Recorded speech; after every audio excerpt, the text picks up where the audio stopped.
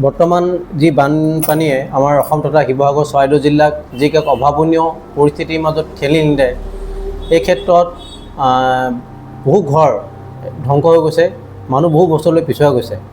বিভিন্নজনে বিভিন্ন ধৰণে সহায় কৰি আছে আৰু সেই অনুপাতে Dibrugarh MF hospital and research চেণ্টাৰে মানৱীয়তাৰ নিদৰ্শন দাঙি ধৰি পেলাই তেওঁলোকে যি বানপানীৰ এই দুৰ্ভিক্ষ কালত সকলো জনসাধাৰণৰ কাৰণে তেওঁলোকে যি মানে প্ৰাইচটো লেছ কৰি পেলাই যি সেৱা আগবঢ়াইছে তাৰ কাৰণে তেওঁলোকক ধন্যবাদ জ্ঞাপন কৰিছোঁ। মোৰ লগত তাৰ স্বত্বাধিকাৰী ডাঙৰীয়া আছে। তাত মই গোটেইখিনি ইমান দীঘলীয়া কৰিব বিচৰা নাই।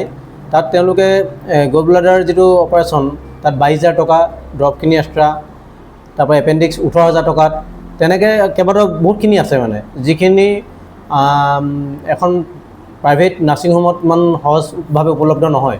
সেইখিনি কৰাৰ কাৰণে তেওঁলোকক ধন্যবাদ জ্ঞাপন কৰিছোঁ আৰু ভৱিষ্যতেও এনেকৈ দুৰ্ভিক্ষ কালত তেওঁলোকে অসমৰ কাৰণে তথা শিৱসাগৰৰ কাৰণে বা ডিব্ৰুগড় বা প্ৰত্যেক জিলাখনৰ কাৰণে এনেকুৱা সেৱা আগবঢ়াই যাওক তাৰে কামনা কৰিছোঁ।